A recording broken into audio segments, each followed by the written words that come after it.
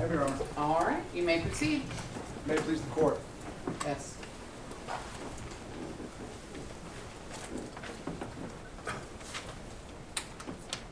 We heard a lot about rules at the beginning of the personal injury lawyer's presentation. I'm going to tell you the most important rule I learned as a young lawyer.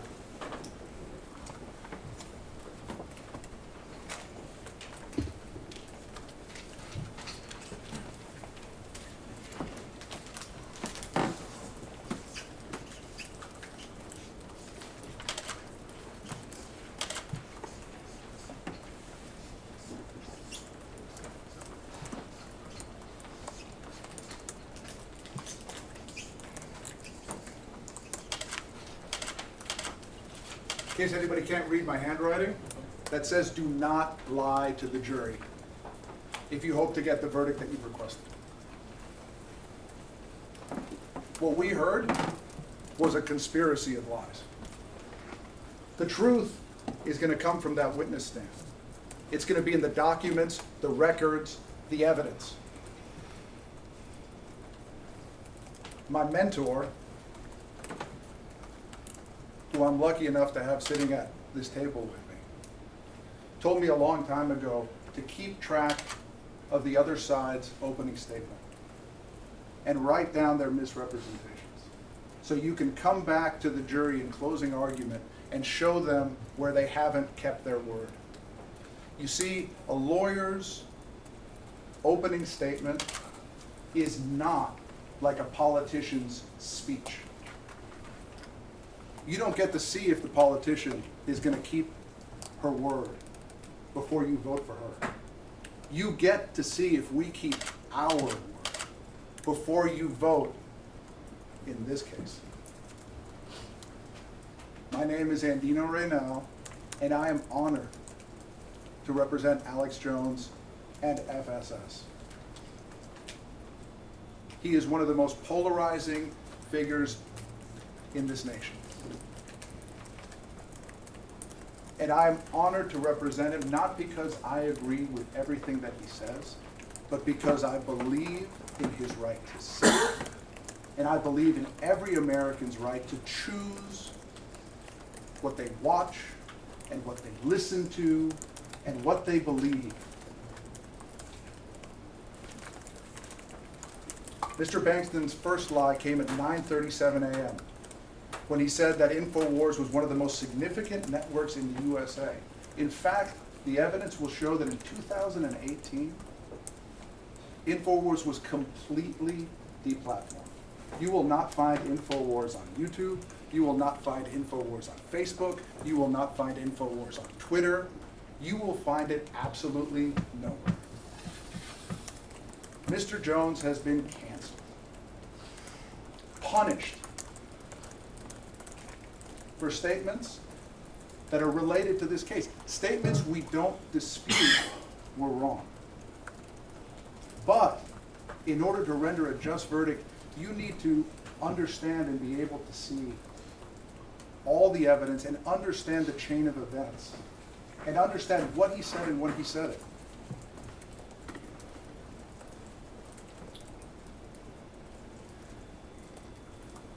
I'm going to take my time, and I promise not to go on for too long. To first tell you a little bit about this case, go through a timeline of events, and then lay out why we believe the evidence will show that we should receive your verdict.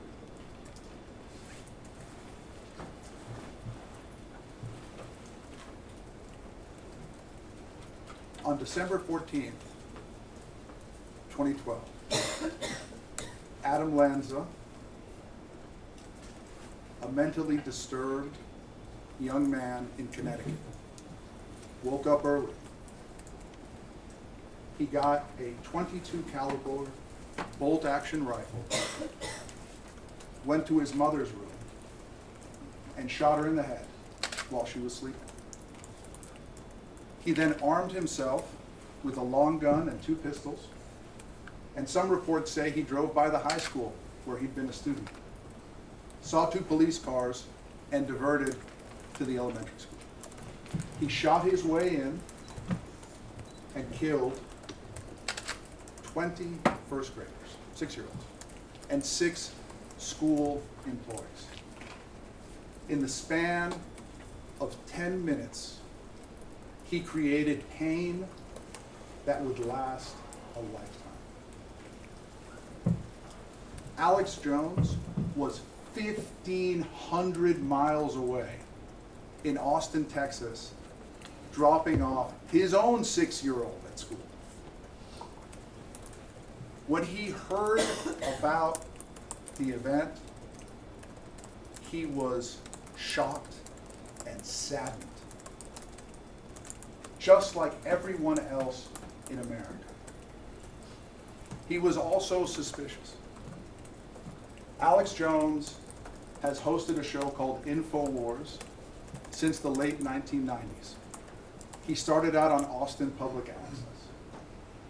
Infowars is a talk show where Alex Jones discusses, and some of the people who work with him, discuss conspiracy theories. And they discuss government cover-ups. And they discuss lies told by the mainstream media. And they try to give an alternative view. Mostly it's a college. So let's discuss what happened and go through the years. I want to clarify something. Because you're going to watch the videos. The videos are the most important part of this. Not cherry picking little snippets, but actually watching the videos. And I hope you hold the plaintiffs accountable. You're going to hear that Alex Jones was concerned about the government's response on the day of Sandy Hook. You're going to hear that he suspected the government, that he thought the government might have been involved. You are not going to hear him say that he didn't think any kids were killed at any time in 2012 or 2013, okay? So when you watch those videos, and watch them, when he says staged an attack, he means they committed an attack, okay? When he says false flag, he means the government attacked its own citizens to try and achieve a political end. Alex Jones doesn't trust the government. Millions of Americans don't trust the government. So let's talk about 2012.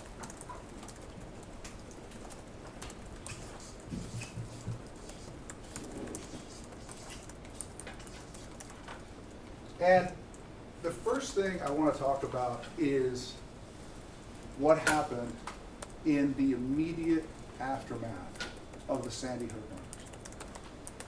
There was, and you'll see Alex, you'll be able to watch his response to it. Like him, everyone was heartbroken across the nation and across the world. And they showed their sympathy for the people of Newtown, Connecticut. You will hear from the witness stand, there were over 500,000 letters, cards, drawings. There were so many toys sent to the town because it had happened right around Christmas. So many toys sent around the town that they had to get a separate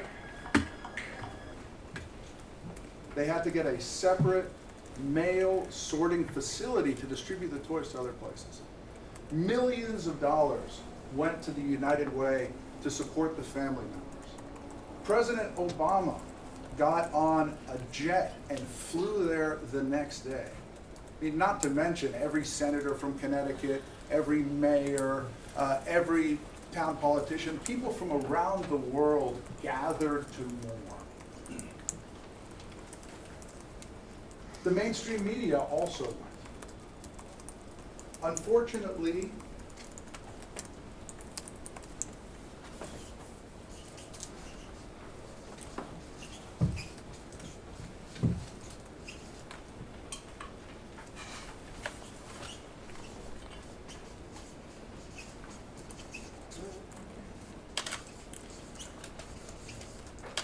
mainstream media.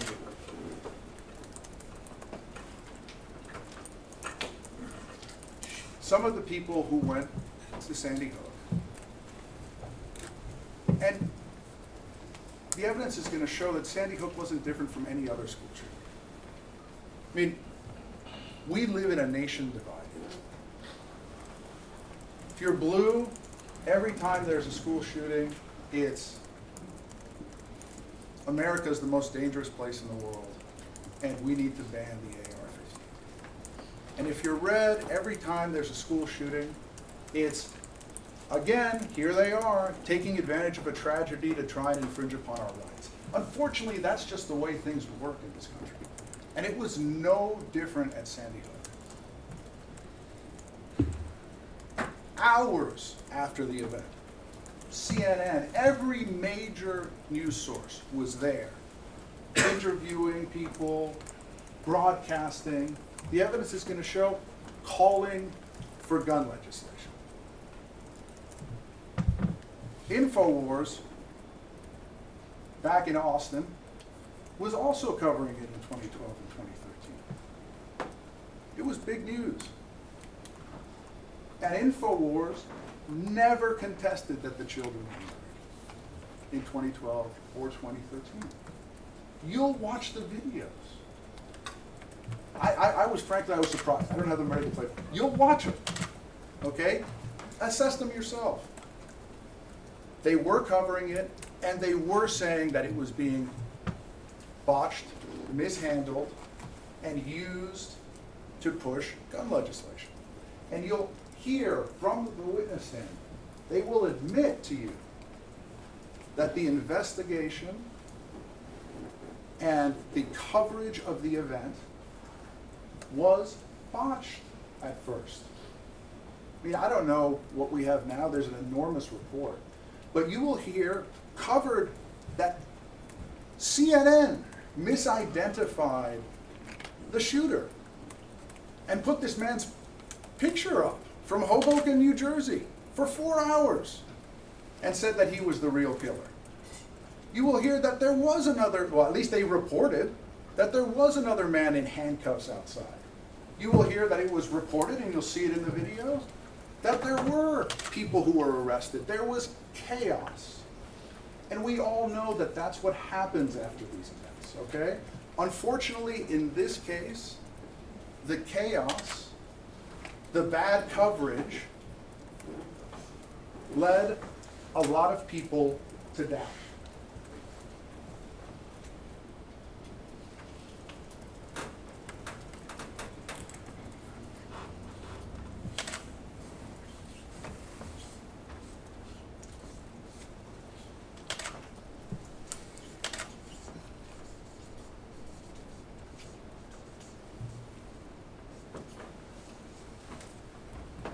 People who became known as truthers or the truth community.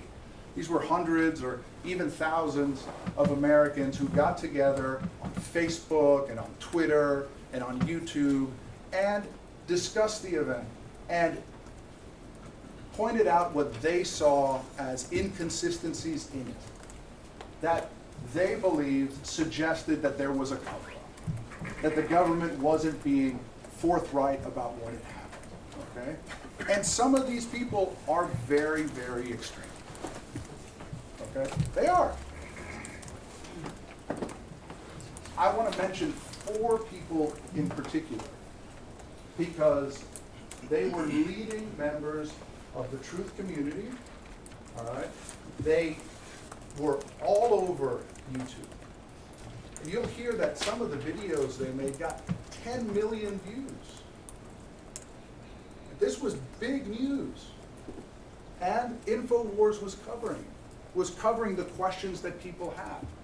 Because Infowars believes in people's right to question information. And they were interviewing these people and saying, hey, you have questions about Sandy Hook. What are they? Okay?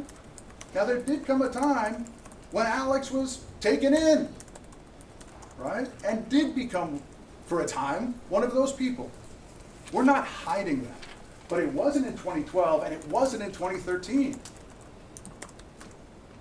The four people are Dr. James Fetzer,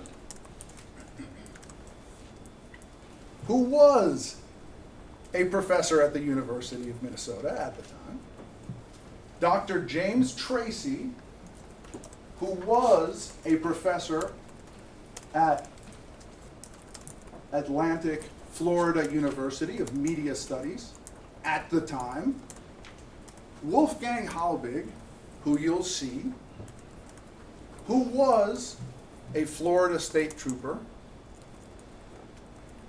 who did work for the Seminole County Education Board, and who claimed to be a school safety expert, who had been interviewed on multiple channels and had even testified before Congress. Some of that now, 2020 hindsight, I don't think is true. Okay, but he presented himself that way at the time. And if you understand the news cycle and how it works, commentators, people on talk shows, they get information, they run with it. Alex Jones was wrong to believe these people. But he didn't do it out of spite. The evidence will show that he did it because he believed it, because he thought it was important coverage, because he thought that these people had a right to say what they were doing, that a citizen has a right to get on Infowars and talk about what their questions are. So let's talk about the bad facts. I mean, we talked about brutal honesty.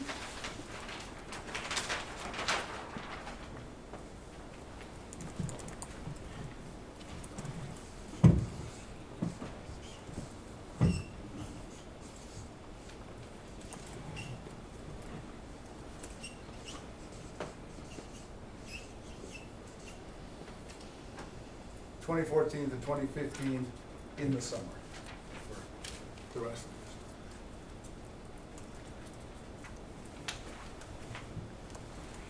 this. Alex Jones has apologized repeatedly for the coverage that he gave to Sandy Hook from 2014 to the summer of 2015. And he has every reason.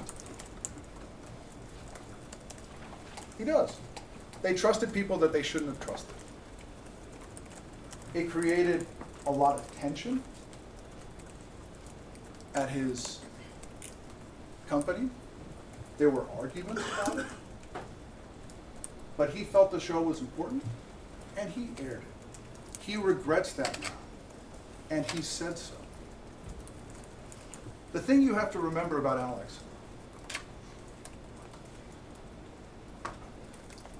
is that he has been talking about conspiracy theories and taking on the elites, whether that is the Bush administration or the Obama administration or the Clinton administration.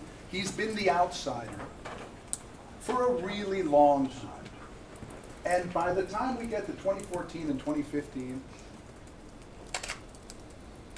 he felt he had seen what he perceived as so many lies and so many cover-ups and so much hand-washing of the facts that he had become biased. He was looking at the world through dirty glasses. And if you look at the world through dirty glasses, everything you see is dirty. Important for you to know, I don't think there's any evidence that is going to come from that witness stand that Mr. Heslin or Miss Lewis ever watched this show during this period. And I can assure you that there will be no evidence that Mr. Jones or any member of his staff named Mr. Heslin or Miss Lewis during this time. Okay? So just to recap where we are, 2012, 2013, Infowars is covering Sandy Hook with a slant that children were really murdered, but there's a government cover-up and potentially government involvement. That doesn't say that Mr. Heslin and Ms. Lewis aren't the parents of a dead child. It doesn't. So we get to this period, and it ends in July.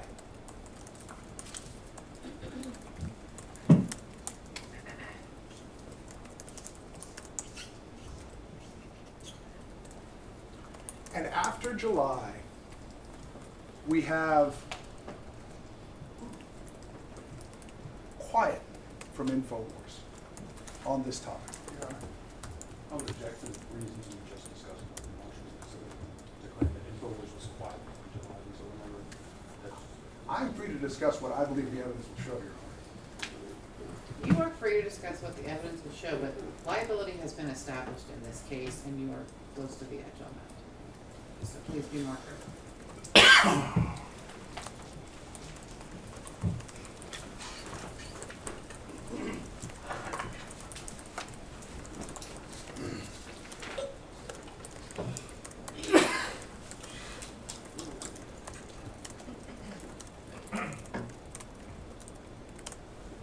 Let's talk about 2016.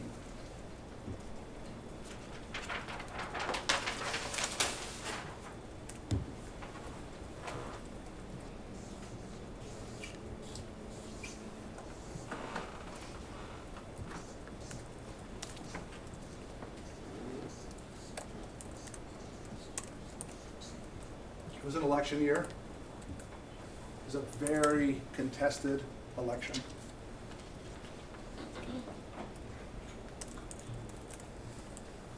And Mr. Jones, for the first time in his entire career, supported a candidate. And he was associated with Donald Trump. Hillary saw that as a liability for Trump and made Alex a big part of her campaign,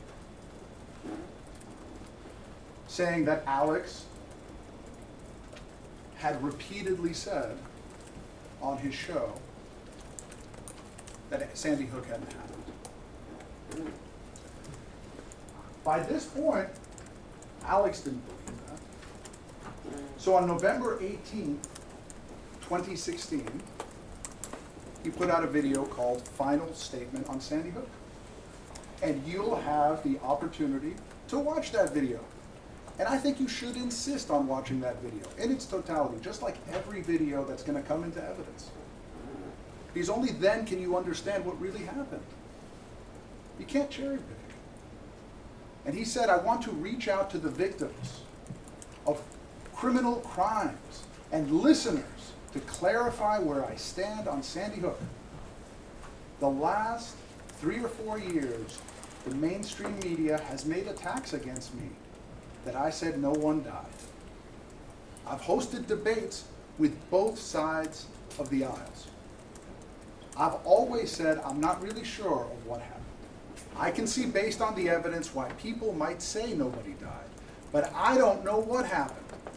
I know mass shootings happen. The official story, however, of Sandy Hook has more holes in it than Swiss cheese. And he still believes that.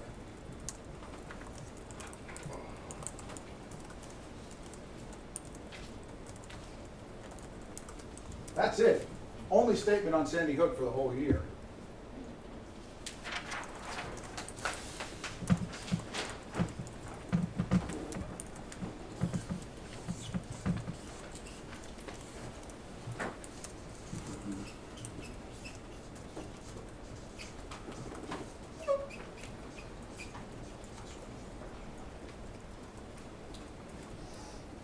Megyn Kelly is no friend to Donald Trump. And she decided that she was going to run a hit piece on Alex Jones about this issue. Alex Jones hadn't brought it up since November. She brought it up. She decided to air a show where she would confront Alex who she got to interview by misrepresenting the purpose of the story, and juxtapose it with an interview with Mr. Heslin. Alex had never said Mr. Heslin's name. He'd never said Miss Lewis's name.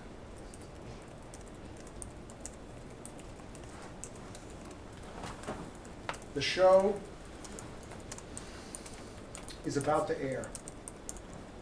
And before it airs, Alex says, I need to clear the air because this is going to misrepresent me. And he says, in a piece, I believe children died there. So the show airs, and afterwards, a young reporter at Infowars sees an article on a website called Zero Hedge. And that article is in evidence.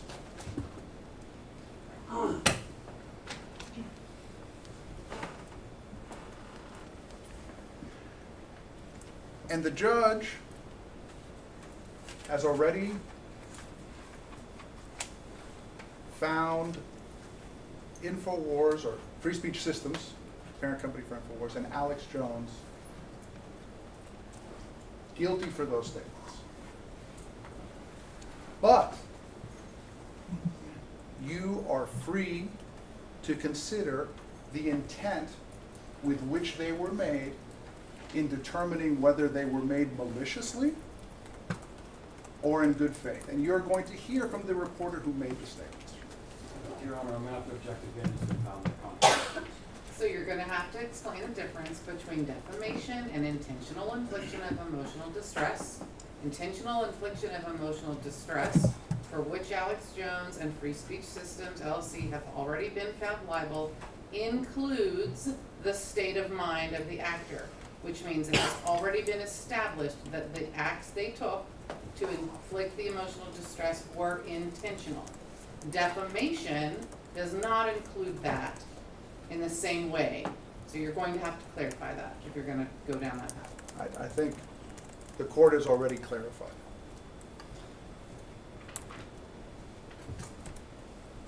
Let me see. This is the article. It's in evidence. I'm going to move this because I'm sure that most of you can't see it.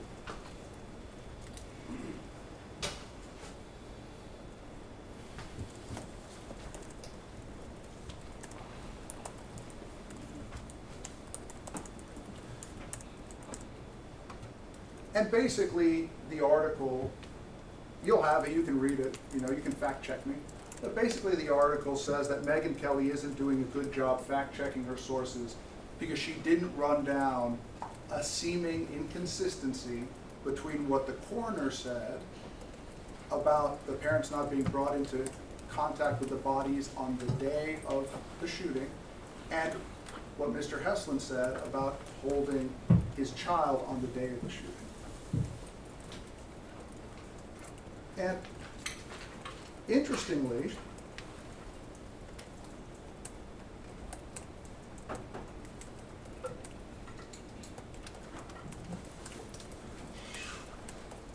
it states Alex Jones' official position is that he believes children died in the shooting.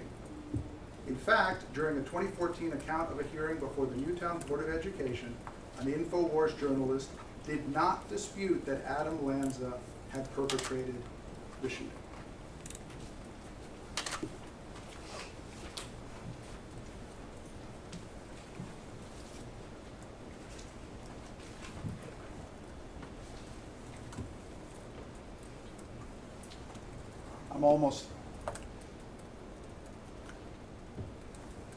There are 4 big reasons why I'm going to come back to you at the end of this case and ask for your verdict.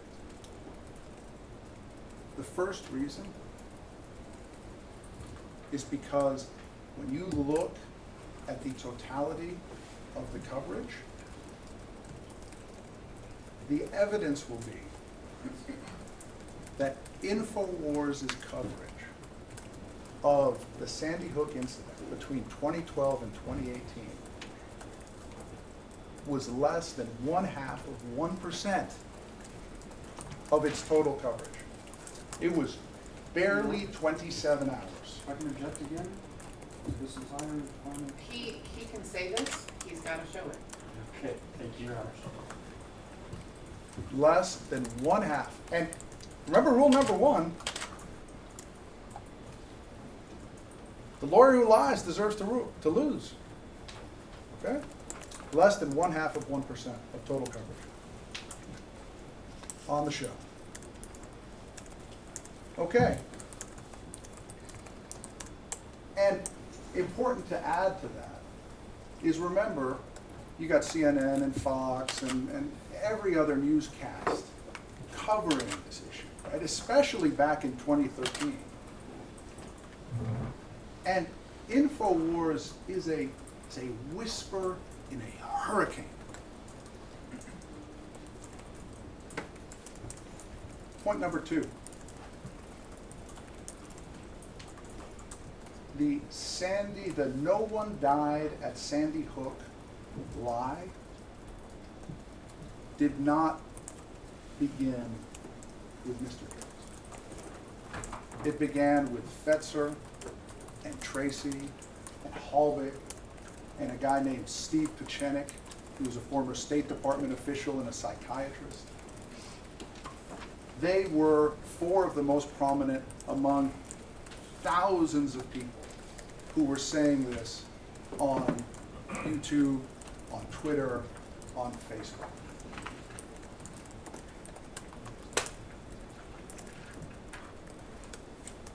Given that, it brings me to point number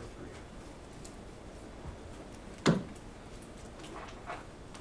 You are still allowed to decide how much damage Alex Jones caused.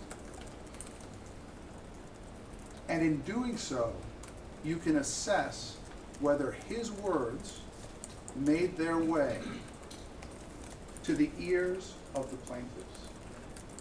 You can assess whether anybody was moved to act by anything that Alex Jones said.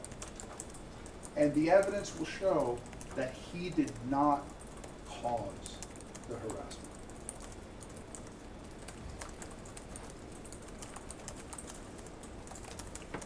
Number 4, Mr. Bankston, the personal injury lawyer, talked about this a little bit. Actual damages. The first question you're going to be asked to answer is actual damages. You will see no evidence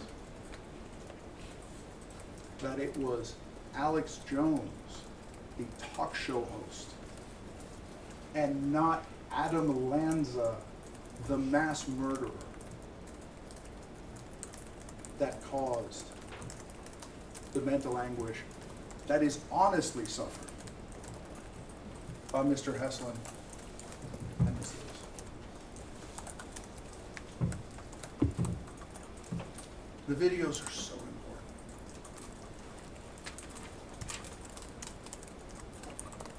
Watch.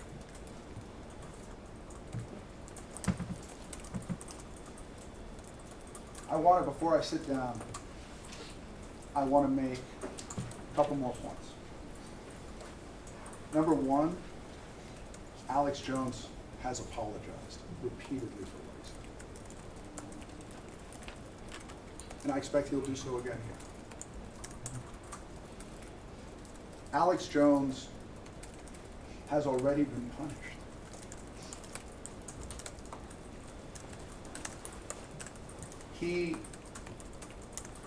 Because of this case, he lost all his access to the internet. Millions of dollars. Canceled.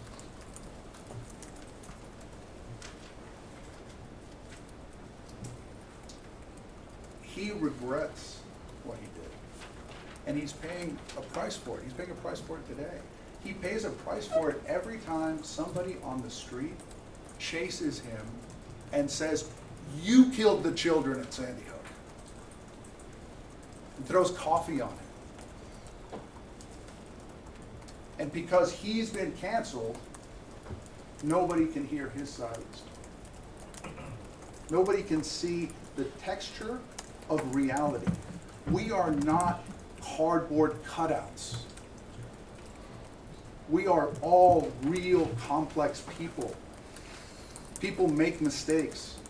They pay for it. They want to tell you this is the great Satan. This man is not a cardboard cutout. He's a human being just like every one of us with his own ideas. You will be able to decide.